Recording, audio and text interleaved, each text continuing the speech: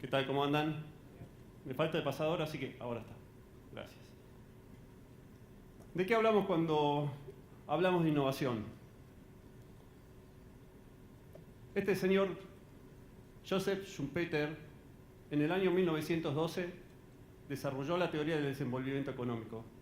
Schumpeter era un economista que nació en Moravia, un país de la vieja Checoslovaquia que quedó del lado de la República Checa después de la división. Estudió en Austria y después desarrolló gran parte de su carrera académica en Estados Unidos, inclusive sus últimos 15 años en la Universidad de Harvard. Yo les quería hablar de lo que hizo Joseph Schumpeter y su contribución a la innovación.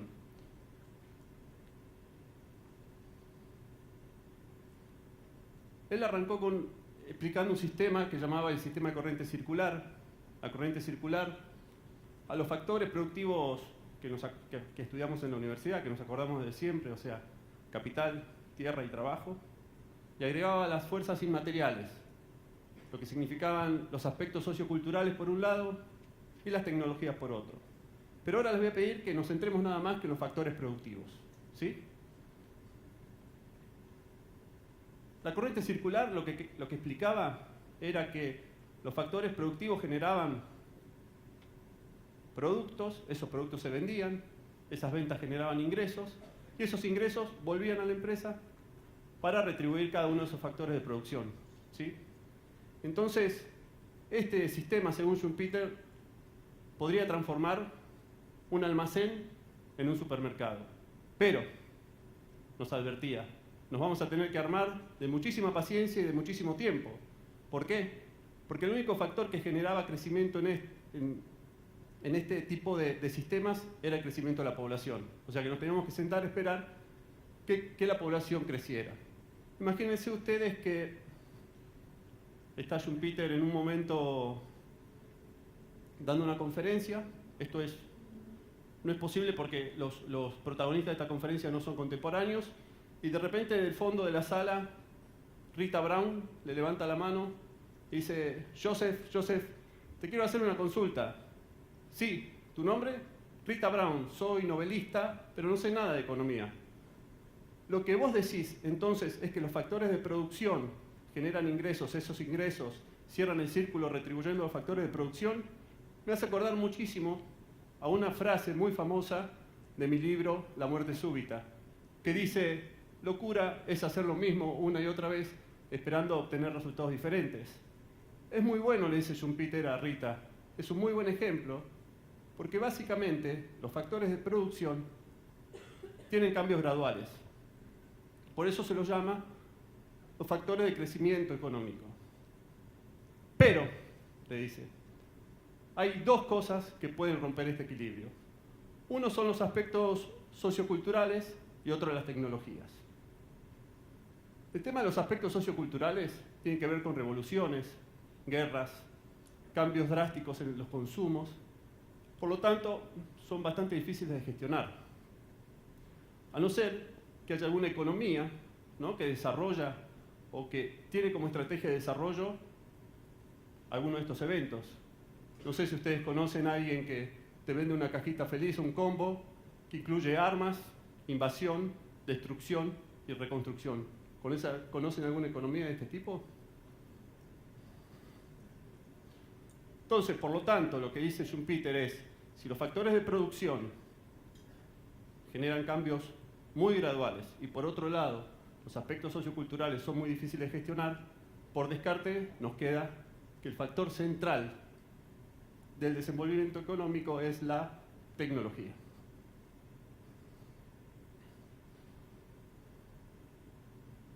Lo que él plantea como tecnología son nuevas tecnologías que destruyen viejas tecnologías en una destrucción creativa, un concepto casi un oxímoron, ¿no?, en donde esas tecnologías destruyen productos para generar nuevos productos, procesos para generar nuevos procesos, mercados o fuentes de aprovisionamiento para generar nuevos mercados u organizaciones para generar nuevas organizaciones. Casi a esta altura, Schumpeter se había transformado en un barra brava del determinismo tecnológico. Pero cuando preparaba esta charla, me preguntaba qué es tecnología. La verdad que si la palabra innovación aparece 679 millones de veces, imagínense las que aparece tecnología. Pero hay una definición que, por lo contundente y por lo simple, me parece que es la adecuada para este momento. Tecnología es cualquier herramienta o técnica, cualquier equipo físico o método mediante el cual la capacidad humana se extiende. ¡Oh, qué definición, eh! Esta definición es de Luis Togniarski, un doctorado en psicología organizacional de la Universidad de Stanford. Entonces, si es cualquier equipo, herramienta, metodología o técnica que extiende la capacidad humana, podemos hablar que la robótica es una técnica, que la realidad virtual, el reconocimiento facial, la nanotecnología, el machine learning son tecnologías, sí, exacto, porque extienden la capacidad humana. Pero también lo son el estudio de casos, el design thinking o pensamiento de diseño, el diseño centrado en humanos, también son tecnologías porque también extienden las capacidades humanas.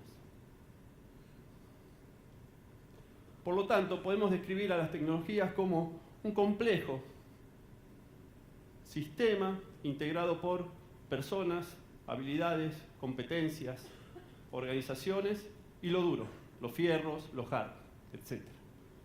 Ya habiendo llegado a este punto de la definición de tecnología, creo que estamos en condiciones de poder hacer una primera aproximación a lo que es innovación. Etimológicamente, o desagregando el concepto innovación, es la acción de introducir algo nuevo. Es la acción de introducir algo nuevo. Las definiciones más estructuradas de innovación son aquellas que definen la innovación como la introducción de un nuevo o significativamente mejorado producto, entendiéndose, bien o servicio, un proceso, método de comercialización o método organizativo. Esta es la definición publicada en el Manual de la OCDE en el año 2005. ¿A quién les hace acordar estas cuatro dimensiones? A Schumpeter. Está construida sobre los conceptos que Schumpeter describió en lo que fue la teoría del desenvolvimiento económico. La destrucción creativa sobre un nuevo bien, un producto, un nuevo método de producción, un proceso, un nuevo mercado o una nueva organización. Pero hay otro tipo de definiciones. Podemos definir a la innovación como la generación de valor a partir del cual uno desarrolla soluciones para resolver problemas o desafíos que afectan a procesos, productos, mercados, organizaciones. O también podemos definir a la innovación como el proceso en el cual, a partir de una idea, de un invento o de la detección de una demanda, desarrollamos algo como ser un producto, una técnica o un servicio útil y aceptado comercialmente. Otra definición, un poco más global, es la creación de nuevo valor, accesible a la humanidad, sostenible en el tiempo y cuyo factor negativo sea inferior al valor que agrega. O algo más simplificado como que es encontrar dentro y fuera de las organizaciones métodos y herramientas que agreguen valor dentro y fuera de las organizaciones. Como verán, hay dos conceptos muy fuertes en esto. Uno es la creación de valor y otro es la disponibilidad. De esto se trata la innovación. Si crea valor y no está disponible, es un invento. Y si está disponible y no crea valor, es una excentricidad. Por eso, como verán, no tiene tanto que ver con la novedad, con ser el único, con ser el primero, sino tiene que ver con la creación de valor y con un valor disponible para todos. Por lo tanto, la innovación no es ninguna novedad. La novedad es lo que genera la innovación.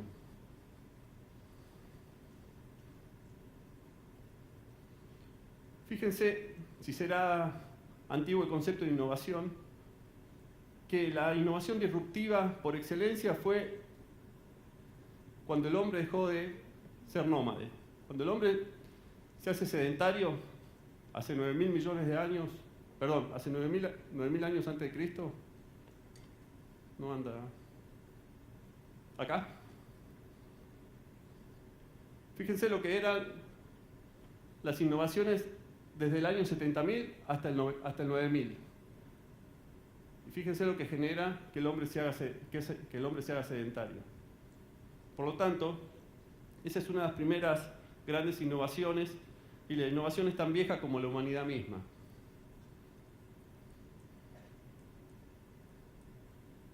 Miremos para donde miremos, hacia la historia, está lleno de innovación.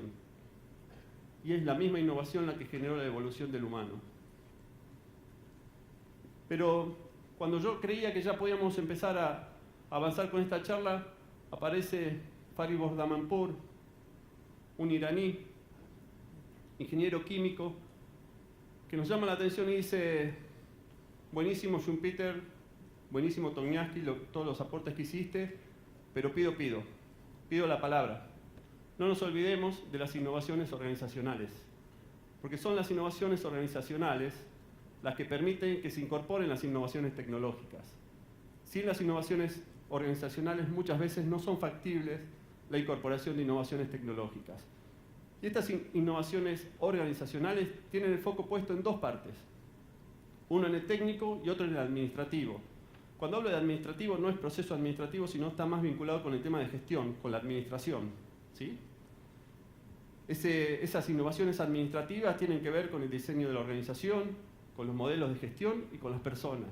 Mientras que la parte técnica está bastante más vinculada a lo que son los procesos, los productos, los servicios y la tecnología. Por lo tanto, estas innovaciones organizacionales deben funcionar como un yin-yang, ya que son las que balancean el sistema técnico y el sistema social de las organizaciones. Haciendo una parada acá, me gustaría que nos quedemos con 5 conceptos. La innovación es muy antigua. Está presente desde el mismo momento que la humanidad está presente sobre la Tierra. Por lo tanto, la innovación no es una novedad. La novedad es lo que genera esa innovación. Los resultados que genera la innovación están más vinculados con el agregado de valor y con la disponibilidad de ese valor, lo que podríamos sintetizar en el concepto de utilidad. Las tecnologías, entendidas como medios hard o soft, amplían esas capacidades humanas y son las que transforman esas ideas en innovaciones. Y no perdamos de vista este equilibrio entre lo organizacional y lo tecnológico y lo organizacional como una forma de maximizar los resultados. ¿De qué hablamos cuando hablamos de innovación?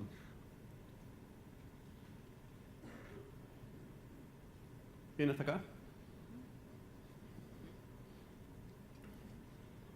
Elegí empezar con esta aridez para esta hora, con esta aridez teórica, básicamente porque creo que estamos dentro de una gran nube de innovación y que está bueno empezar a disipar un poco esta bruma y empezar a entender conceptualmente de qué hablamos cuando hablamos de innovación. Sin lugar a dudas, es algo que está vigente y todo el mundo habla de innovación. Y trabajar sobre este tema nos va a permitir, si todo es innovación y nada es innovación, es traer un poco de claridad sobre este tema. Ahora, ¿por qué creemos que está tan vigente el término de innovación? ¿Porque es moda? ¿Porque paga? Como veíamos en el video.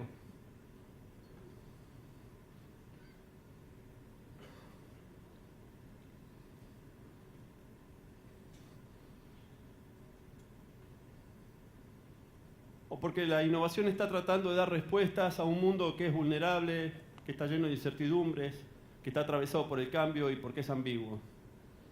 No me pregunten si es el mundo el que es VICA, que genera empresas y personas VICA con B larga para los salteños, no es de bicarbonato.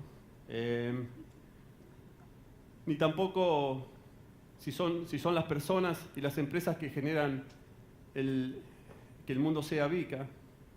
Lo que sí podemos decir es que esta es la realidad. Y si no, pensemos en si alguna vez escuchamos alguna de estas frases, ¿no? Esto así no puede seguir, necesito un cambio. La gente se manifiesta vulnerable. No entiendo qué está pasando. Esperábamos esto y pasó aquello. hay incertidumbre.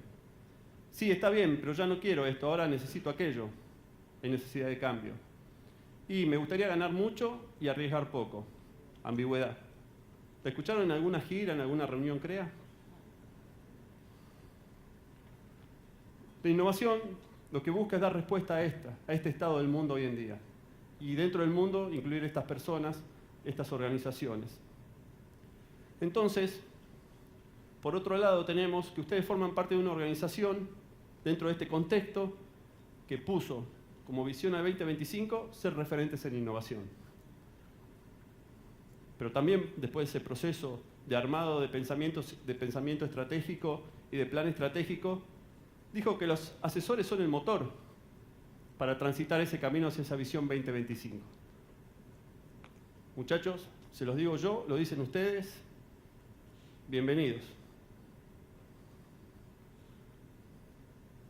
Han sido llamados a gestionar la innovación de sus grupos, de las empresas de sus grupos y de las personas de las empresas de sus grupos. Un aplauso.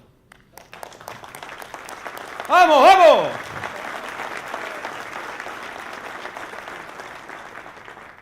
Con ese entusiasmo, ¿por qué no se abrazan? Miren el desafío que tienen, ¡vamos!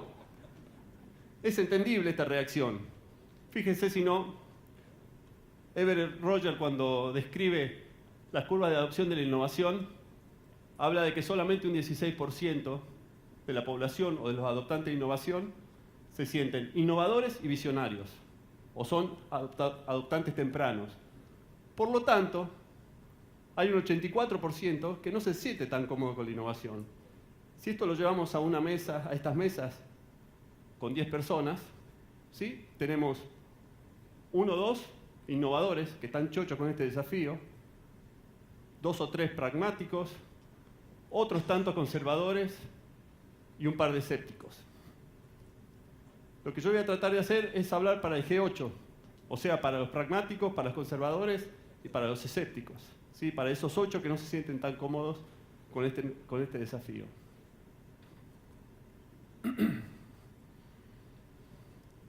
Mi propuesta es la innovación transversal. Es una metacompetencia, ¿sí? Que básicamente lo que hace nos atraviesa y que atraviesa todo lo que hacemos.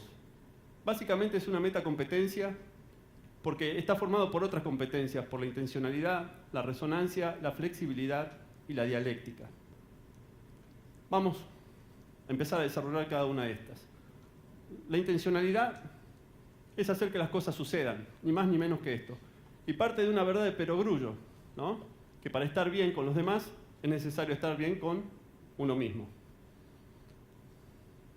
Entonces, ese estar bien con uno mismo depende de 3 factores: de la autonomía, de la fluidez y del propósito.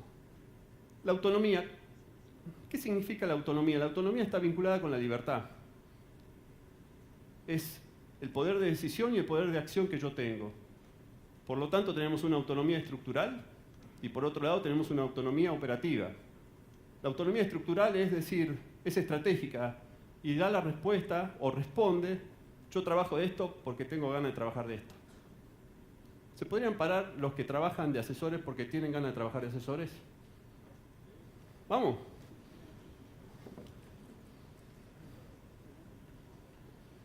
Bien, ¿cómo se nota?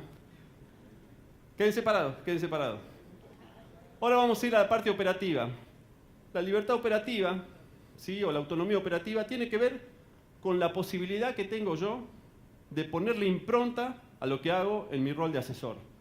Entonces, aquellos que tienen mucha posibilidad de poner su impronta, les voy a pedir que se suban arriba de la silla.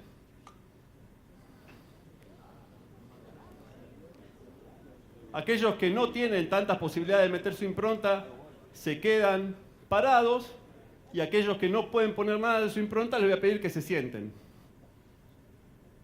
Esto es una gran foto de la suricata de Temaiken. Uno arriba, otro abajo, la verdad. Bueno, gracias, se pueden bajar. Lo que es importante acá es que cuando yo analizo qué cantidad de grados de libertad estoy dispuesto a negociar, tengo que irme a 2 hipótesis extremas. En una, resistir, aguantar sin cambios, y en la otra, soltar y tomar nuevos caminos. De eso se trata una definición sensata de lo que es la autonomía. Porque para definir de forma sensata la autonomía, tenemos que contemplar las hipótesis más extremas, inclusive aquellas que consideran el desarraigo, soltar, irnos. Pasemos a la fluidez. La fluidez en realidad es un estado que tiene que ver más que nada con el dominio, con la maestría, con la capacidad que tenemos nosotros, con ese punto en donde se alinean mis capacidades máximas con los desafíos máximos. Fíjense en este gráfico. Fíjense en este gráfico. Si yo tuviera bajas habilidades para encarar los desafíos, ¿sí?, que están sobre este eje, el nivel de los desafíos, ¿qué me pasaría? Apatía, preocupación y me generaría una ansiedad. Entonces, en el punto donde se alinean el nivel de desafíos y el nivel de competencias para resolverlos, ahí es donde yo me siento fluir. Es cuando hay veces que nos sale algo y nos transformamos en Rafa Nadal, ¿no?, y decimos, ¡vamos!, ¿no? O cuando me levanto, pego sobre mi palma y digo, pude. O muchas veces cuando estoy volviendo en la camioneta, después de una gira o de una jornada de trabajo, y le voy pegando al volante como diciendo, lo pude resolver. ¿Esto qué genera? Esto genera que uno quiera avanzar, que uno quiera ir por más, que uno busque evolucionar, acumular más conocimiento, que uno busque ser excelente. Les voy a contar una historia. ¿Alguno vio Casas de Fuego? ¿Sí? Bueno. Casas de Fuego es una película que se filmó en Jujuy, que trataba sobre la historia de Salvador Massa. Salvador Massa fue uno de los que descubrió la enfermedad de Chagas-Massa o mal de Chagas, ¿no? Y en esa película él no podía aislar el Trypanosoma crucis. El Trypanosoma crucis era el protozoario, que era la etiología de la enfermedad, por lo tanto, no podía decir que esa enfermedad estaba causada por el Trypanosoma crucis. Toda la academia y la ciencia se le vino encima y en un momento hicieron como me acuerdo, en la película lo retratan como él sentado adelante de un microscopio con unas gradas con todos los científicos y llama a su detractor máximo, ¿no?, aquel que decía que hasta era un chamán de la medicina. Le dice, por favor, doctor, ¿puede venir? Y lo hace sentar al médico, lo pone en el microscopio, mira, se queda un ratito mirando y dice, no, es verdad, usted está bastardeando la ciencia, acá no hay nada, acá no está el parásito, por lo tanto, no podemos decir que la enfermedad es causa de este parásito.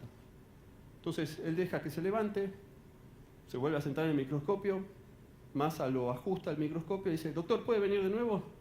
Se sienta el médico y dice, uy, ¿y esto? Dice, ¿cómo si yo revisé todos los campos y no estaba el parásito? No, esto es básicamente la técnica isquioglútea de la investigación. Técnica isquioglútea de la investigación. Sí, horas de culo en el banco y de ojo en el microscopio, le responde. Es de la única forma que nosotros podemos estar en un estado de fluidez cuando lo que necesitamos hacer es tener tiempo de calidad, estudiar, pensar, estudiar, aprender, estudiar, experimentar. El estudio es central. Es esta técnica isquioglútea para llegar a ese punto de fluidez. Es como cuando ustedes por ahí a la noche se van a acostar un poco defraudados porque no fluyó lo que tenía que fluir. Y a la mañana siguiente se levantan y con el primer mate, ¿qué pasa? Se alinean las neuronas, viene el flash, el insight y resuelven lo que no podían resolver. Entonces, de golpe porrazo, esto me lo contaron, no es que yo lo haya hecho, uno se transforma en un matetariano, una versión vegetariana del mate, ¿no? Porque como fue con el primer mate que vino este insight, empieza a pedir ensaladas de mate con parmesano, o toma yogur con yerba, o empieza a condimentar la carne, pero no es así. La única forma no es el mate que genera ese insight. Es horas y horas y horas de dedicarle a esto. Solamente así es como llegamos a un estado pleno de fluidez. Y como diría Pasteur, la inspiración solo viene a mentes preparadas. Vamos por la tercera competencia de lo que sería la intencionalidad, que es el propósito. El propósito no es más ni menos que tener una razón para vivir, o varias razones para vivir. Podemos decir razones o creencias. Tenemos que determinar las creencias para luego elegir las conductas.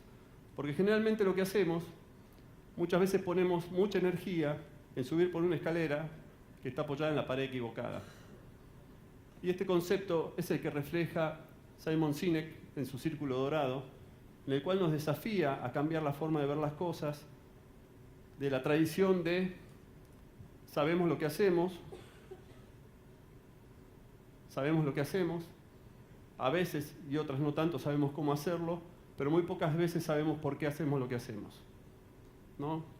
Lo que nos propone este Círculo Dorado es ir de la inspiración, del instinto, de las emociones, y antes que nada preguntarnos por qué hacemos lo que hacemos.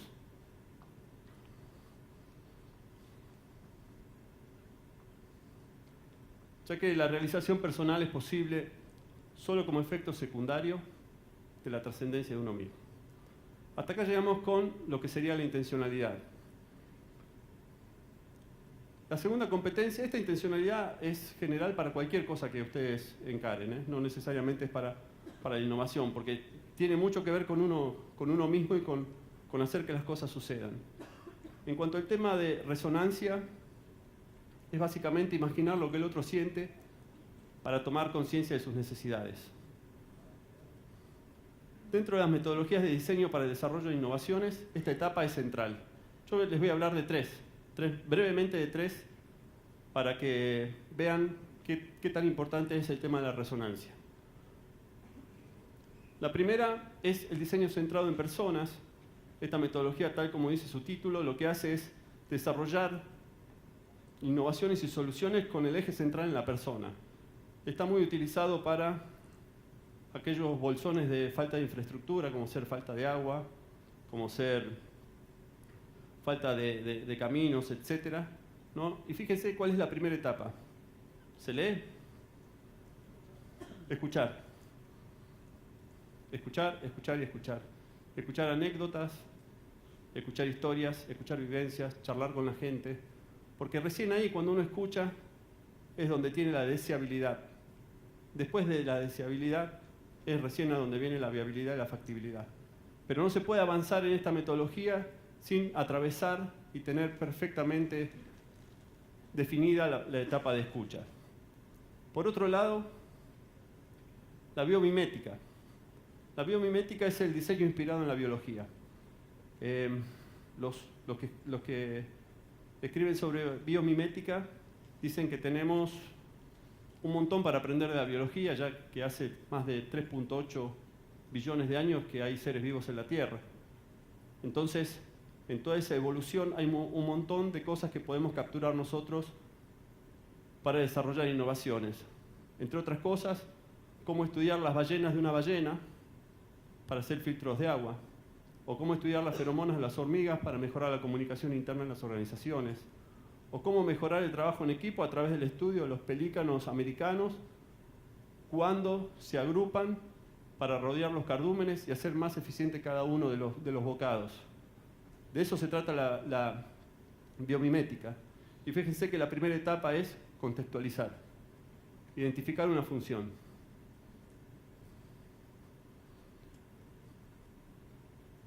Y por último, el pensamiento de diseño o design thinking, que es el más conocido, que sirve para un montón de actividades, está usado en muchísimas industrias.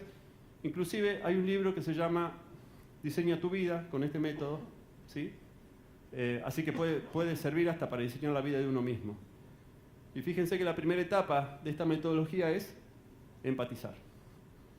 Entonces vamos a hacer el primer ejercicio de resonancia. Les voy a pedir que agarren una hoja en blanco. ¿Tienen todos una hoja en blanco?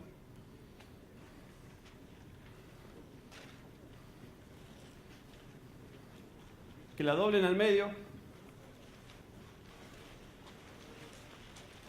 Y que en una mitad escriban esta matriz, ¿sí? O este eje, perdón, estos ejes. expectativas altas, expectativas bajas, compromiso bajo y compromiso alto. Les tendría que quedar casi igual a esta diapo. Y ahora viene lo otro. Vamos a hacer estas 3 columnas en ID para hacer la identificación de los miembros CREAS de sus grupos. ¿Sí? Pónganle lo que quieran, pónganle números, iniciales, apodos, lo que quieran. Los coordinadores pueden hacer esto con los asesores de su mesa también, como ejercicio. Comp es compromiso y expe es expectativas. Lo que les voy a pedir es que rápidamente, como un ejercicio, valoricen a cada uno de los miembros en cuanto a su compromiso y sus expectativas. Así vamos a tener los que tienen compromiso alto y expectativas altas, son los bala de plata. Esos son los ideales para tener adentro del grupo. Por otro lado tenemos los de compromiso alto y expectativas bajas, esos son especialistas, porque hacen todo lo que hay que hacer, perfecto, pero no le pidan más. Ellos quieren dedicarle 1,5, a lo sumo 1,6 días por mes, ¿no? Cumplen con la gestión, cumplen con todo lo que tienen que cumplir. Después tenemos aquellos con compromiso bajo y expectativas altas, son los voladores. Los que tiran, y quien hace cualquiera menos ellos, que también son valiosos, porque tienen un montón de ideas. Y después, que seguro de estos no hay ninguno, están los que compromiso bajo, expectativas bajas, que le podemos poner remar en dulce de leche. Así que les voy a pedir que hagan un ejercicio rápido sobre cómo serían sus grupos.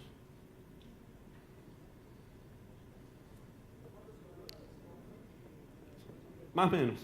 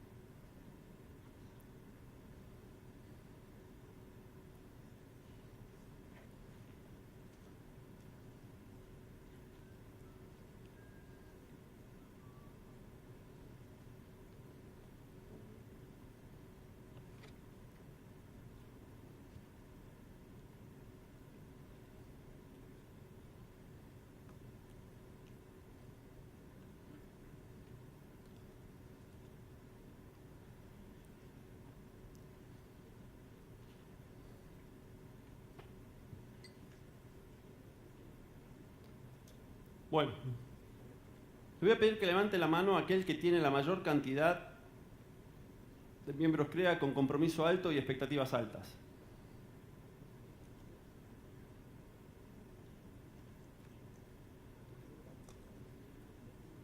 ¿Y aquel que tiene compromiso alto y expectativas medias bajas?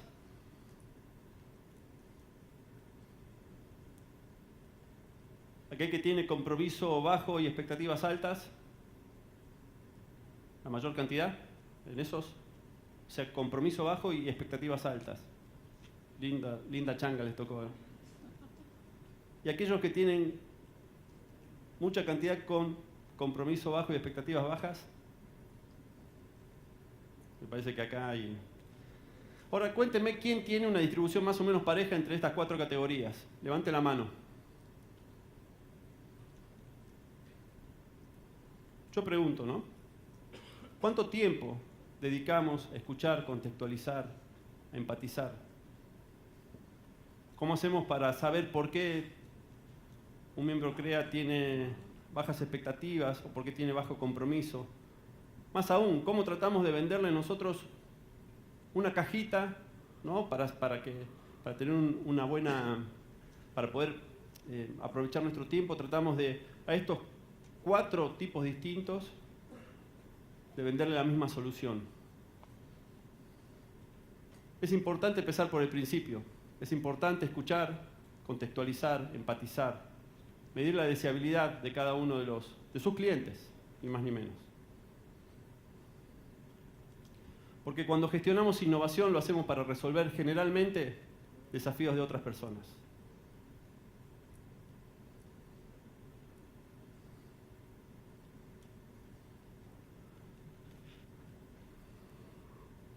Ahora les voy a contar, yo soy un fanático de las charlas TED. Y una de las charlas TED, acá sé que hay varios que la vieron esta, porque yo se las hice ver.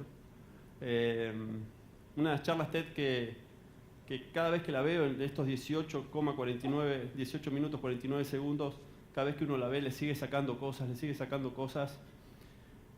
es la charla de Chimamanda Adichie, que es una escritora nigeriana, que la enseñanza macro que deja de esta charla es que las historias únicas no son falsas, sino que son incompletas. ¿Y por qué decía esto? Básicamente porque ella, cuando era chica, dejó su Nigeria natal, se fue a Estados Unidos y cuando vivía en la universidad, su compañera americana de cuarto, o sea, su compañera de cuarto que era americana, tenía una visión de África desde los americanos. De hecho, fíjense que hablaba de África, que ni siquiera es un país, es un continente, ¿no?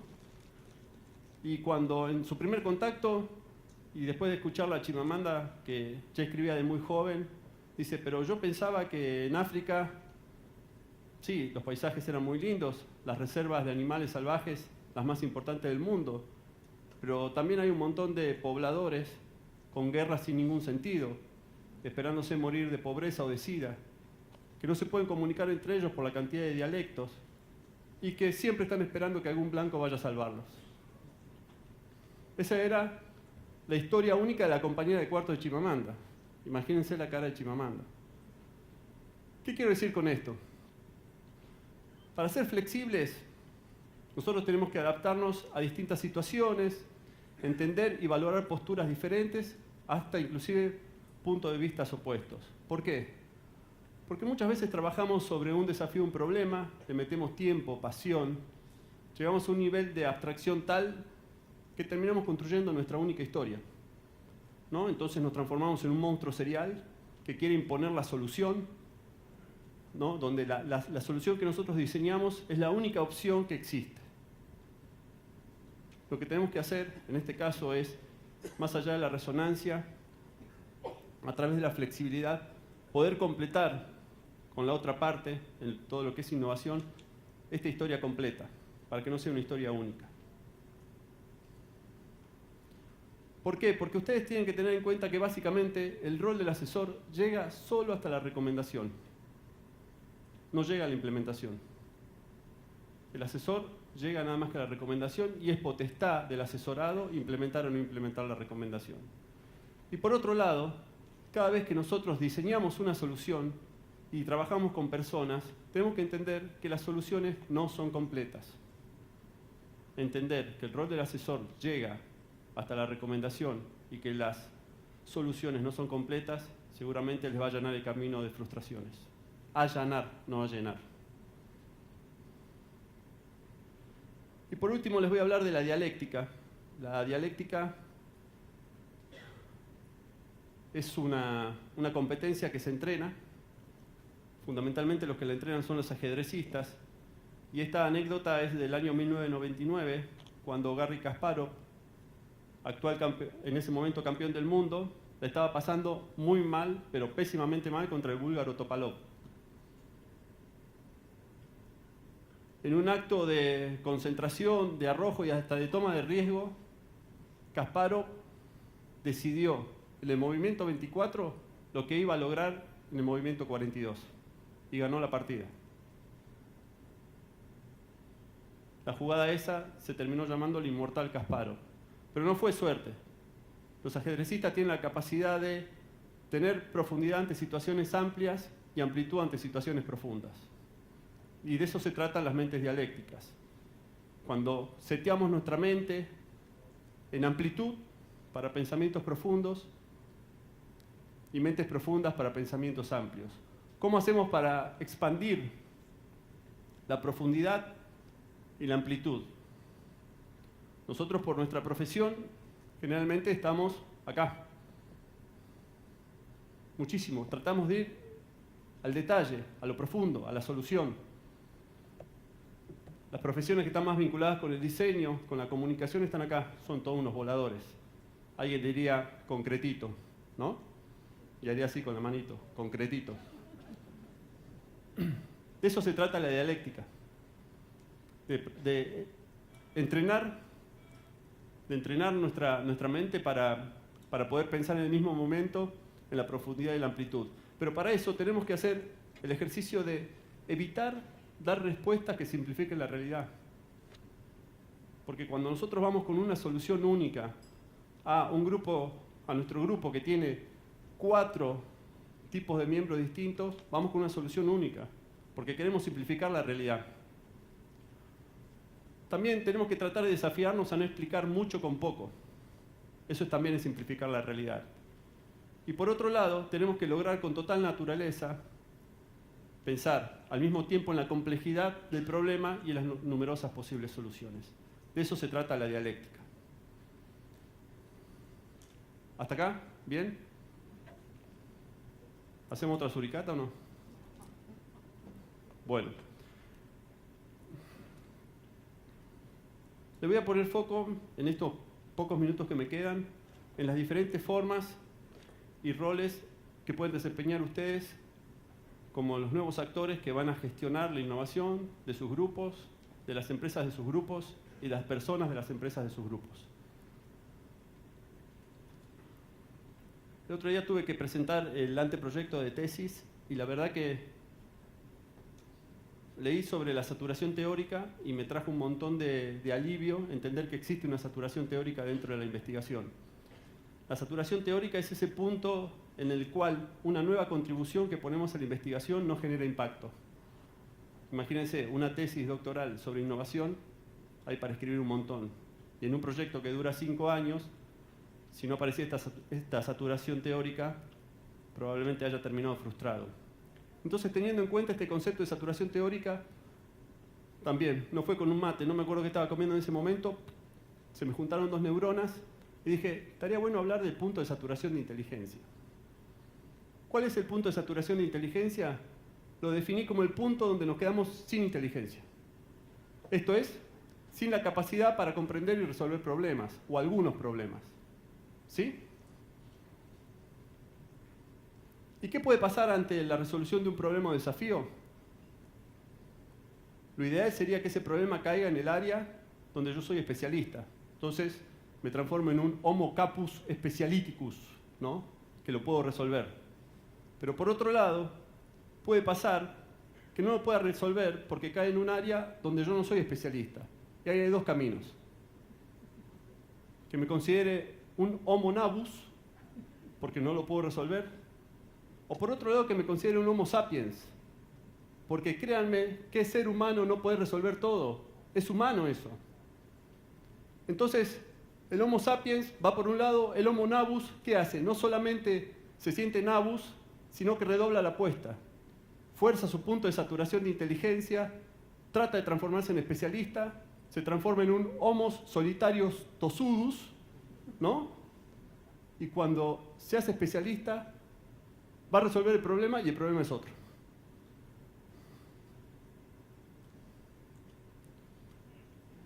Lo que tenemos que hacer, sí, es ampliar la inteligencia.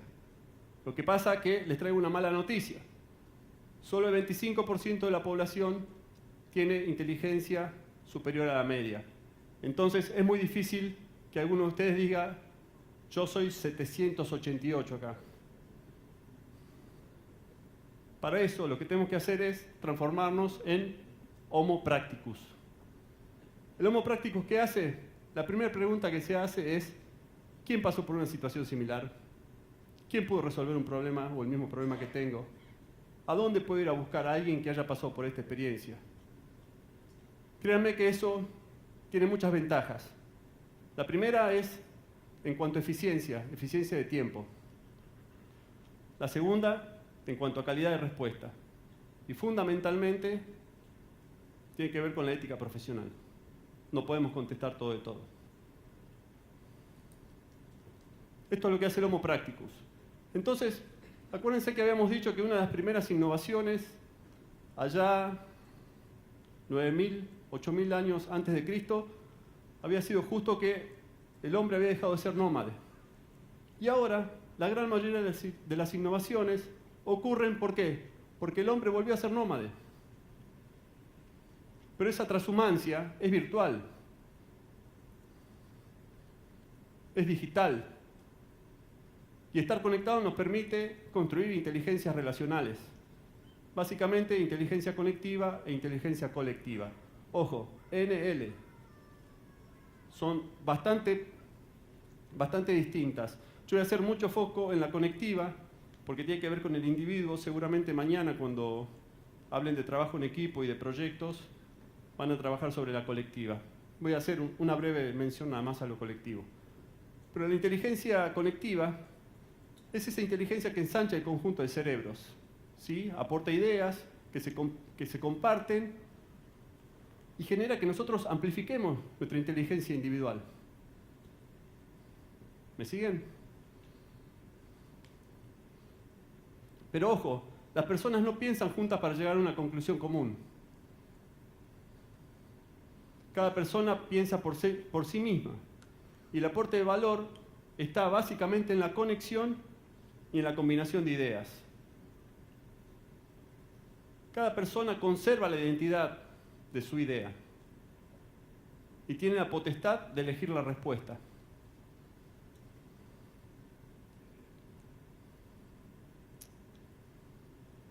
Por lo tanto, la inteligencia colectiva no es sabiduría en masa, sino es la sabiduría de alguien de esa masa.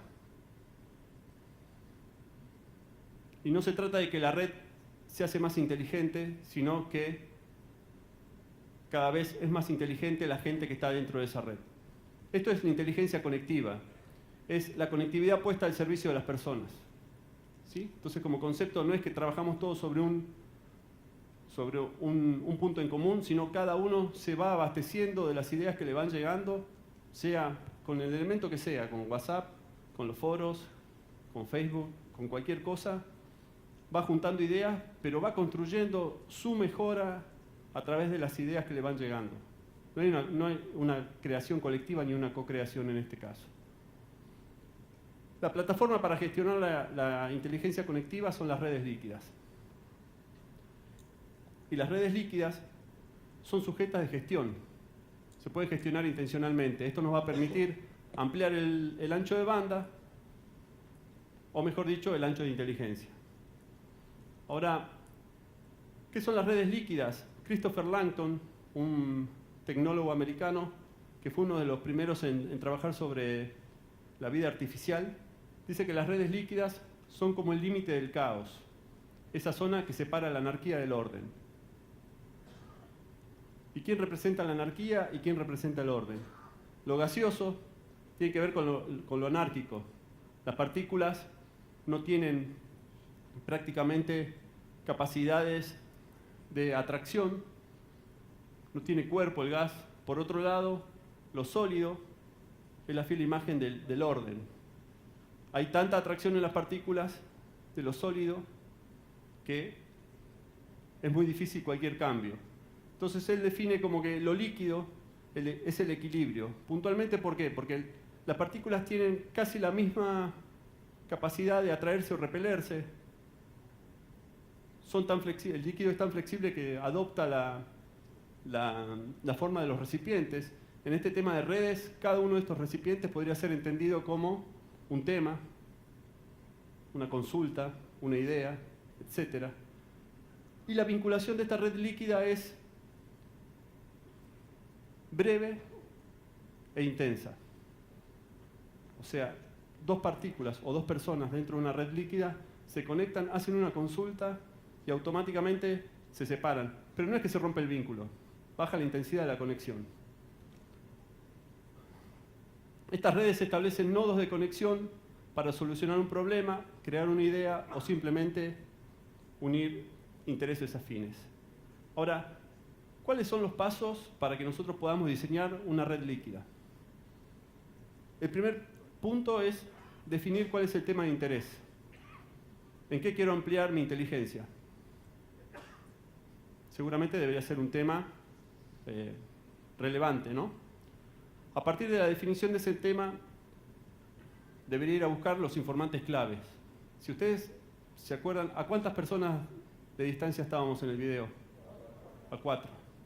Si ustedes ponen cualquier nombre, porque hice el ejercicio, en LinkedIn y están bastante conectados, van a estar que están a 3 personas de cualquier persona del mundo. Entonces, defino quién es ese informante clave, que puede ser a través de charlas que tenga con gente que está en el tema y que me recomiende. Yo tengo que aspirar al top. A mí puntualmente lo que me pasó es, yo tenía ganas de escribir un libro y me contacté con Eduardo Sacheri. Me presenté. Eduardo Sacheri es el que escribió el guión del Secreto de tus ojos, y que escribe bastantes cuentos. Y me contestó. Y me recomendó una profesora de narración para que yo pudiese escribir el libro. O sea, hay que detectar la persona adecuada e ir atrás de esa persona, pero para ir atrás de esa persona, en la aproximación, tenemos que tener algo como para que nos respondan, por lo menos, ¿no? Entonces, ya podemos ir con alguna idea, o hablando de algo que le pasó a esa persona, como para generar un vínculo. Y después que generamos ese vínculo, es fundamental mantenerlo, compartir avances. Muchas veces en este tema de redes líquidas, una persona me recomienda a otra, y está buenísimo que si yo avanzo con esa tercera persona, le vaya contando a las 2 anteriores cómo fui avanzando gracias a los contactos que me hicieron ellos. Es fundamental estar presente y alerta, participando en las redes. Porque si yo pido y no doy nunca, va a llegar un momento en que voy a pedir y no me van a dar. Es el concepto de toma y daca.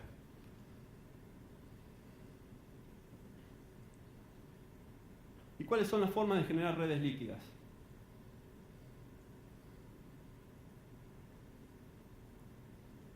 Es lo que yo llamo el tiempo PPOA.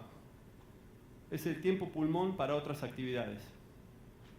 Es un tiempo que no se remunera, al contrario, nos cuesta, pero es el tiempo que más nos permite capitalizarnos. Es formar parte de la organización de un evento como esto, de un congreso nacional. Es formar parte de una actividad como el Mundo de las Ideas. Es todos los meses reunirse con un grupo de intercambio personal o GRIP e intercambiar cómo está cada uno, transformarse en caso y trabajar con metodología CREA y contar cuáles son los proyectos. Es incursionar en la educación, en el arte, en la ciencia. De eso se trata la liquidez. Cada uno definirá qué cantidad de tiempo le dedica a esto, pero es un tiempo estructural, es un tiempo de calidad. Es un tiempo que se capitaliza y se paga con creces, pero con recontra creces. Hay que ponerlo en la agenda. Por lo tanto, tenemos que flexibilizar nuestras agendas para que esto nos entre. Básicamente lo que ocurre cuando nosotros hacemos un contacto con una persona y lo ponemos dentro de nuestra red, no solamente entramos en contacto con esa persona, sino nos apoderamos de toda su red. O sea, nos estamos apoderando para empoderarnos. Brevemente, lo que es inteligencia colectiva, a diferencia de lo que hablábamos de la colectiva, el producto es colectivo. Trabajamos todos sobre un proyecto, ¿sí? En donde lo conectivo es cómo nos vinculamos, pero hay un producto en común. En la conectiva con N, no. Yo me sirvo de un montón de ideas y construyo mi propia idea. En lo colectivo, sí. O sea, lo que hace la inteligencia colectiva es articular lógicas, ¿no? Fundamentalmente de impacto social.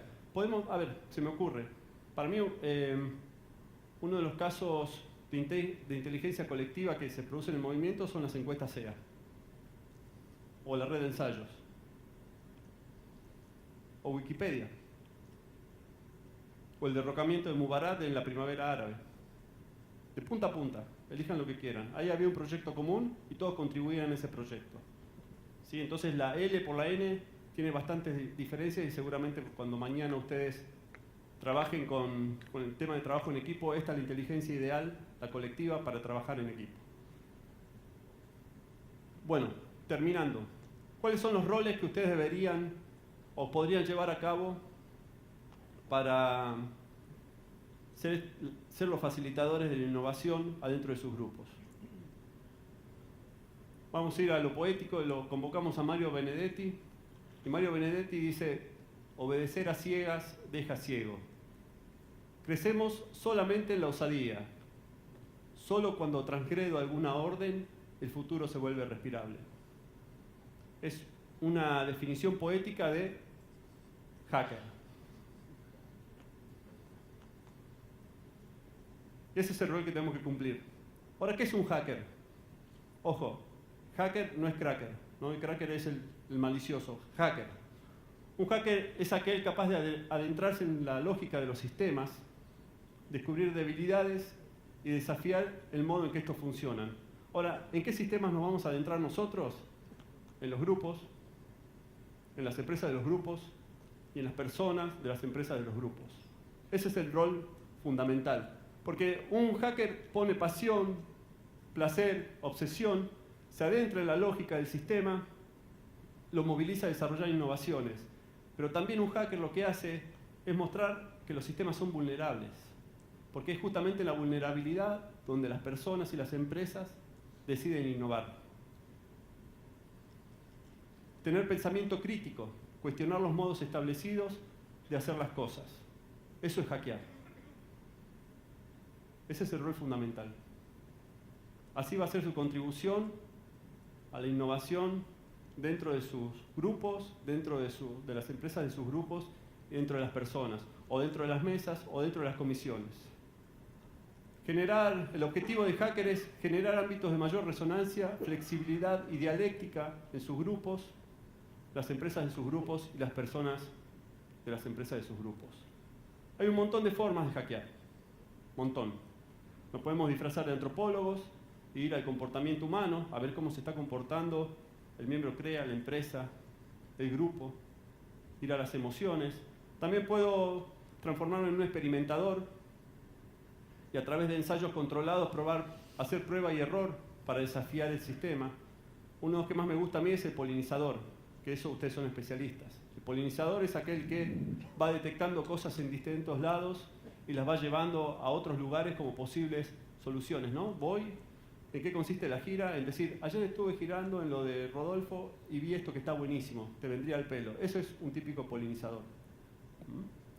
Un saltador de obstáculos que se mete dentro del sistema para solucionar problemas. Un colaborador que tiene más que ver con el rol de coordinador, en velar por el buen funcionamiento. Un director que junta los mejores recursos o trata de dotar a esos sistemas con los mejores recursos.